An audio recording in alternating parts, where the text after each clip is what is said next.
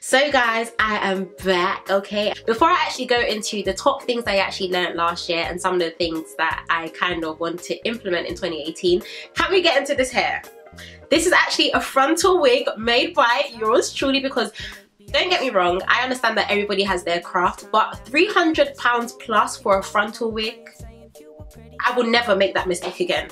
Never. But this hair is actually from London Virgin Hair, and I'm actually a London Virgin Hair ambassador this year, which is actually amazing and I'm really excited about. I'm just really excited that I actually made this wig all by myself and it actually looks this good. But yeah, it is their luxury straight hair with a 20-inch frontal and two 22 inches and two 24 inches. So it is really long, but boo boo. 2018, get your life, okay? I think one of the major lessons that I actually learned last year was understanding that not everybody deserves my love, and not everyone deserves my time, and not everyone deserves my passion, and most importantly, not everyone deserves me. I feel like I've always known that I've been a very vulnerable person, and I can be very emotional and very sensitive, and I've learned that from a very young age. Like, I remember even growing up, whenever certain things will happen, my mom just wouldn't tell me because she would just say, Tolu's too sensitive, don't tell her. So I've always known that I've been like a really sensitive person, but I feel like last year I was put into very interesting situations with different people where I was able to understand that maybe I was just a bit too sensitive for this situation because I felt like I had given so much. And I feel like last year I kind of learned that people that make you feel like you are hard to love and people that make you feel like you are demanding too much, you should just learn to walk away, because that is probably the most powerful thing that I can do. So I've learned that from this year onwards, literally for the rest of my life, I need to try my best to guard my heart and guard myself, because I know that I'm easily affected by things. And just be careful of the way I distribute my love. Like, I love to love people, I love to speak to people, I love to care for people, and I may do it differently in different ways to different people, but I do know that my initial intention is always sincere, and sometimes that can always just be read very differently by other people and stuff. So I've just learned to understand that yes, I am vulnerable, but I need to learn to guard my heart in certain situations. So yeah, that's the first lesson I learned. The next thing that I learned was that I love God, and that wasn't really a lesson because I feel like I knew I loved him, but last year really confirmed it. Like, Sarah loves God, like God loves Sarah, Sarah loves God.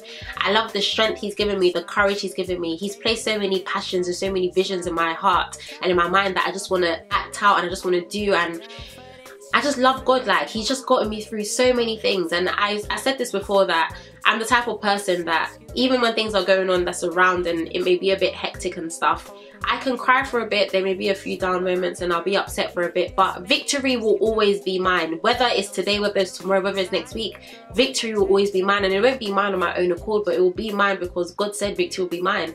And just having someone that is constantly there, even when I feel lonely, God is there. When I feel sad, God is there. When I don't want to speak to anyone, I go to God in prayer and I can sleep like a child because I've casted all my burdens and all my anxiety to him.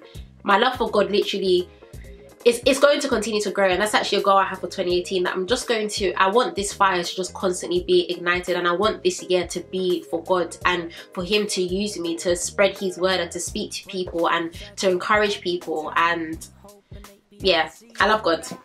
That's number one. Another lesson that I actually did learn was that every next level of my life will demand a different version of me. And that's in terms of me just wanting to, I'm itching my boob. Whew, boob's itchy. But every single next level of my life will demand a different version of me.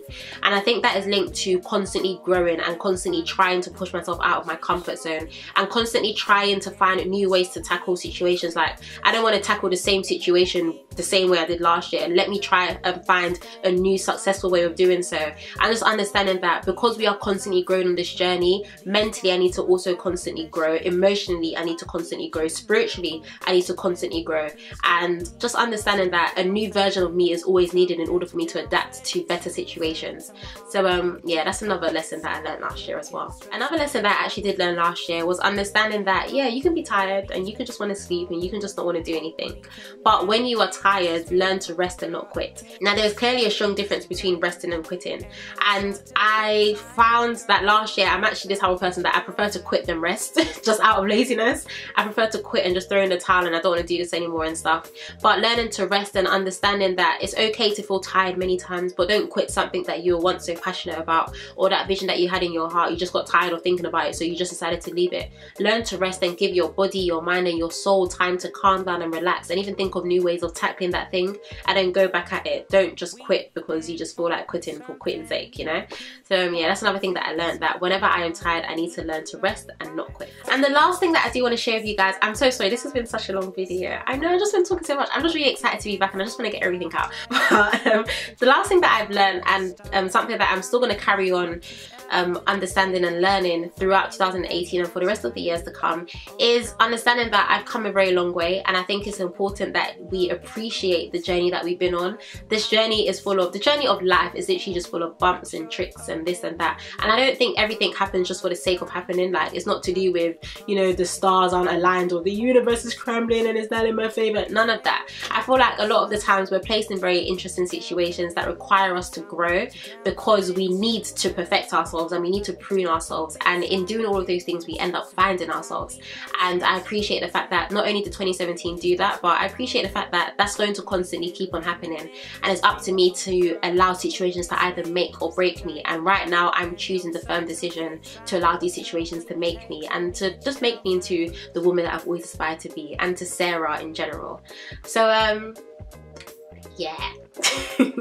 So yeah guys, that is the end of my 2017 reflection, catch up, highs and lows, positive lessons learned, in a nutshell. Well, that wasn't even a nutshell, that was a very big shell. But I want to thank you guys so much for watching, and welcome to 2018, whatever. But thank you guys so much for watching, and yep, I'll see you in my next video. Take care and stay blessed, and have a lovely week. Bye. Time that we had spoke, he called me from a plane saying you were pretty far from home. Said I should find someone new. Well, I was spending all my time writing songs for you.